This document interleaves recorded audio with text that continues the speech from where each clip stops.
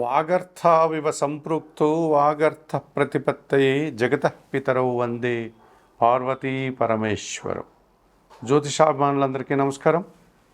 2025 July మాసంలో 12 రాసుల వారికి మాస ఫలితాలు.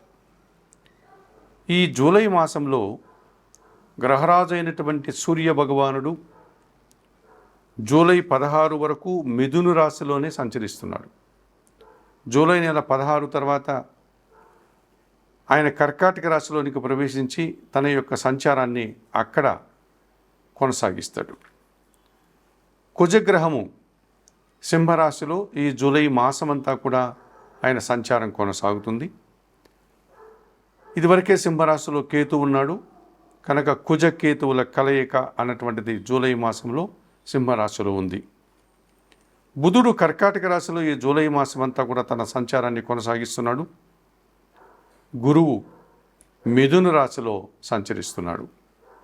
అలాగే శుక్రుడు వృషభ రాశిలో స్వక్షేత్రంలో తన సంచారాన్ని కొనసాగిస్తున్నాడు. శని భగవానుడు మీనరాశిలో సంచరిస్తున్నాడు. రాహువు కుంభరాశిలో, కేతువు సింహరాశిలో. ఈ రాహుకేతువులు ఇద్దరు కూడా రాహు కుంభరాశిలో, కేతువు సింహరాశిలో సంచరించడం వల్ల కర్కాటక, సింహ, మకర, కుంభరాశుల వారికి ప్రబల కాలసర్పదోషం ఉంది. అలాగే సింహరాశిలో కుజకేతువులు సంచారం కొనసాగించడం వల్ల కొన్ని రాశుల వారికి కొన్ని అనుబంధాలతో కానీ, కొన్ని సంస్థలతో కానీ, లేక కొన్ని పనిచేసేటువంటి కార్యాలయాల్లో కానీ ఎడబాటు ఏర్పడడం,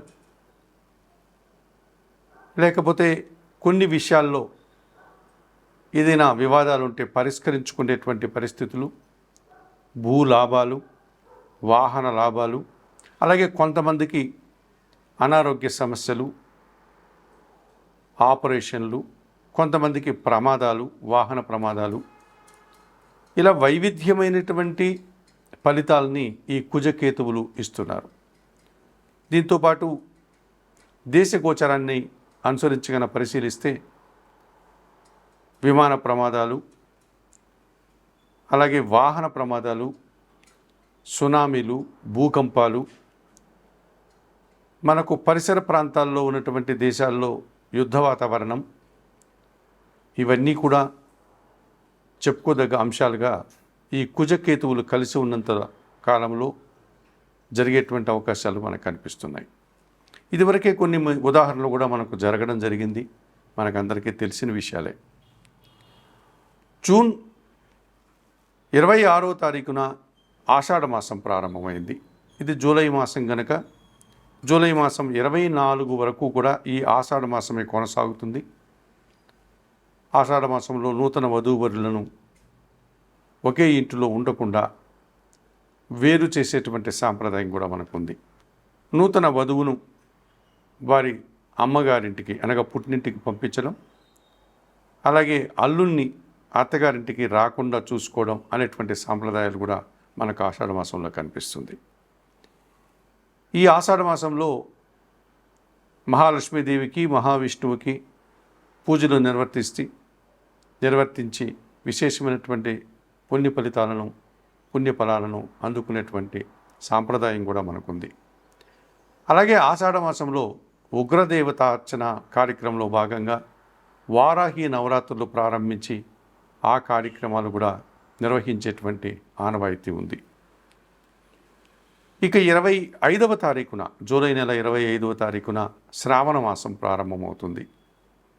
ఆధ్యాత్మిక విషయాలకు కానీ, భక్తికి సంబంధించినటువంటి విషయాల్లో కానీ చాలా పవిత్రమైన మాసంగా మనము ఈ శ్రావణ మాసాన్ని పరిగణిస్తూ ఉంటాం.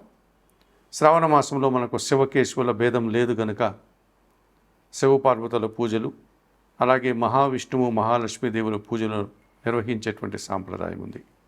శ్రావణ మాసంలో ప్రతిరోజు కూడా పవిత్రంగా భావించేటువంటి పరిస్థితి మనకు కనిపిస్తుంది.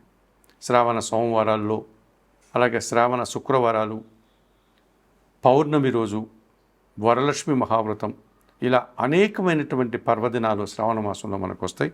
అటువంటి పవిత్రమైన శ్రావణ మాసం కూడా మనకి ఈ జూలై మాసంలో ప్రారంభమవుతుంది.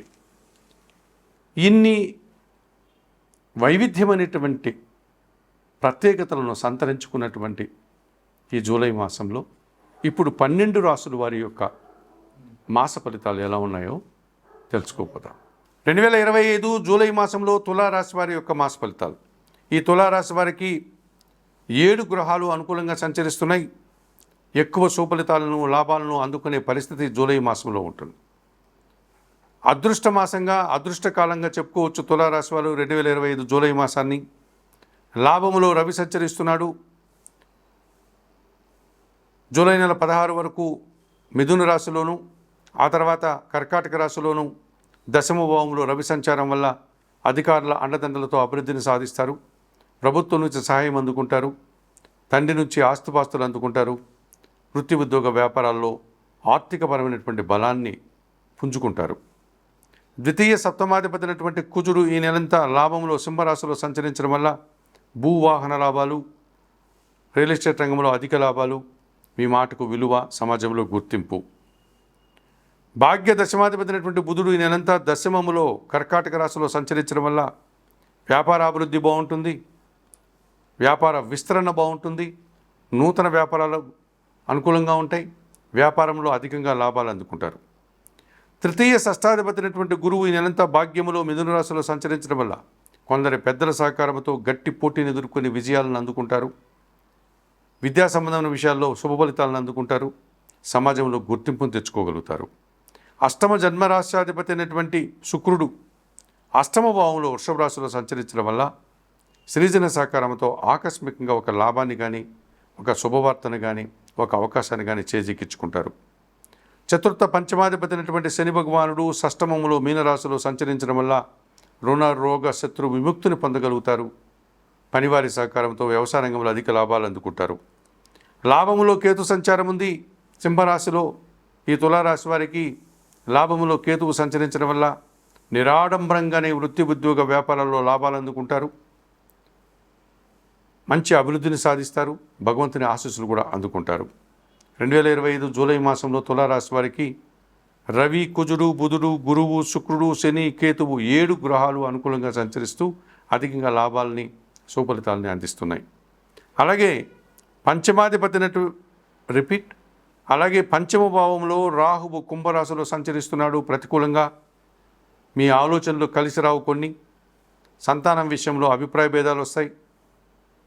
దుబారా ఆలోచనలు, దుబారా ఖర్చులు, సాంప్రదాయ వ్యతిరేకమైన పనులు చేసి సమాజంలో నిందలు పడేటువంటి సందర్భాలు కనిపిస్తుంది. దశమములో చంద్ర సంచారం ఉంది. దశమాధిపతి అయినటువంటి ఈ చంద్రుడు ద్వితీయ, చతుర్థ, పంచమ, అష్టమ భాగ్యభావాల్లో సంచరించేటప్పుడు అశాంతిని కలిగిస్తాడు, నిరాశని కలిగిస్తారు. మరి 2025 జూలై మాసంలో ఈ తులారాశి వారు దశమాధిపతి అయినటువంటి చంద్రదోషం నుంచి బయటపడడానికి లలితాదేవిని దర్శించండి. లలితా సహస్రనామ స్తోత్రం చదువుకోండి. సోమవారం రోజు 1 కేజీ బియ్యం పేదవారికి దానం చేయండి. అలాగే పంచమ రాహుదోషం నుంచి బయటపడడానికి చాముండేశ్వరి అమ్మవారు కానీ, కనకదుర్గాదేవిని కానీ దర్శించండి. అమ్మవారికి నిత్య కుంకుమ పూజాది కార్యక్రమాలు నిర్వర్తించండి. ఎర్రటి పండ్లను దానం చేయండి. ఈ రకంగా చేయడం వల్ల సంతోషంగా, ప్రశాంతంగా ఉండగలుగుతారు.